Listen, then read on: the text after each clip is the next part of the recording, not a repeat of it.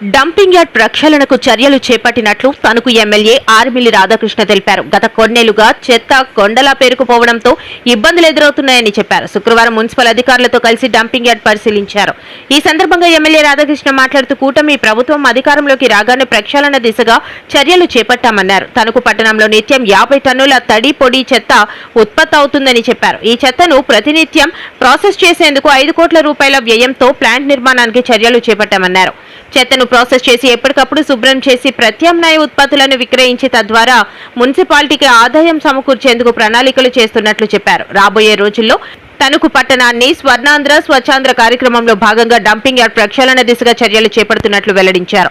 చెత్తను ప్రక్షాళన చేసేందుకు ప్రజలు సైతం సహకరించాలని విజ్ఞప్తి చేశారు. ముఖ్యంగా ఇళ్లలో నిత్యం ఉత్పత్తి అయ్యే ప్లాస్టిక్ ఇతర ఎలక్ట్రానిక్ వస్తువులను వేరువేరుగా మున్సిపల్ సిబ్బందికి అందజేయాలని కోరారు. ప్లాస్టిక్ నివారణకు ప్రతి ఒక్కరూ కృషి చేసి తద్వారా బయోడిగ్రేడబుల్ సంచులను వినియోగించాలని ఎమ్మెల్యే రాధాకృష్ణ కోరారు. ముఖ్యమంత్రి చంద్రబాబు నాయుడు ఇచ్చిన పిలుపు మేరకు వందనం పొదుపులో భాగంగా శుక్రవారం ఎమ్మెల్యే రాధాకృష్ణ బైక్పై పర్యటించారు. ఈ కార్యక్రమంలో మున్సిపల్ కమిషనర్ రామ్ కుమార్, వివిధ శాఖల అధికారులు, సిబ్బంది పాల్గొన్నారు. తణుకుపట్నంలో ఉన్నటువంటి డంపింగ్ యార్డుకి సంబంధించి మన తణుకుపట్నంలో ప్రతిరోజు కూడా దాదాపు 50 టన్నులు డ్రై అండ్ వెట్ వేస్ట్ రావడం జరుగుతుంది. ఇదంతా కూడా ఒక లెగసీగా గత అనేక సంవత్సరాలుగా ఇక్కడ ఈ డంపింగ్ యార్డ్లో ఉండిపోవడం జరిగింది. కూటమి ప్రభుత్వం వచ్చిన తర్వాత గౌరవ ముఖ్యమంత్రి చంద్రబాబు నాయుడు గారి ఆదేశాల మేరకు ఇక్కడ ఏదైతే అలాగే భవిష్యత్తులో కూడా ఏ రోజు వచ్చేటటువంటి ఆ రోజు చెత్తను కూడా ప్రాసెసింగ్ చేసే విధంగా ఒక ప్రాసెసింగ్ ప్లాంట్ని కూడా ఈరోజు ఇక్కడ నిర్మించడానికి ఒక ప్రణాళిక ఏర్పరచడం జరుగుతుంది.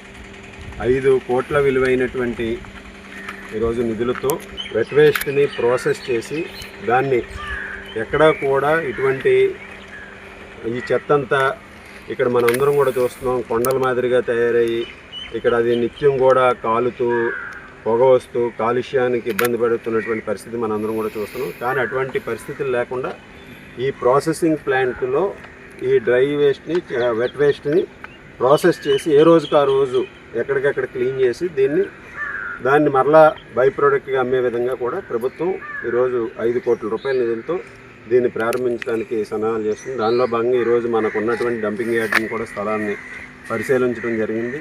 రాబోయే రోజుల్లో ప్రాసెసింగ్ ప్లాంట్ నిర్మాణం చేసి మన తణుకుని ఈరోజు ముఖ్యంగా స్వచ్ఛాంధ్ర స్వర్ణాంధ్ర కార్యక్రమంలో భాగంగా ఈరోజు అన్ని విధాలుగాను కూడా ఇక్కడ డంపింగ్ యార్డ్ని కూడా ఈరోజు పూర్తిగా క్లియర్ చేసే విధంగా ఈ ప్రాసెసింగ్ ప్లాంట్ ద్వారా మనందరం కూడా సాధించుకోవచ్చు.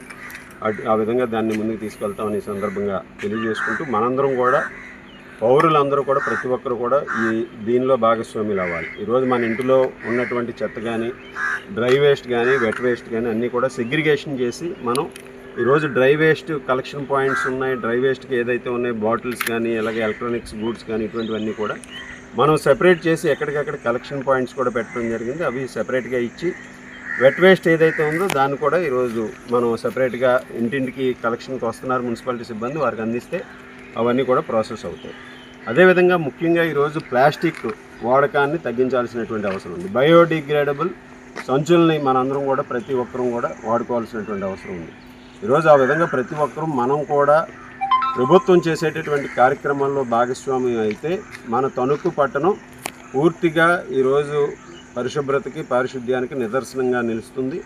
దానిలో మన తణుకు పట్టణ ప్రజలందరినీ కూడా నేను కూడా కోరుతున్నాను, మీరందరూ కూడా కలిసి రండి.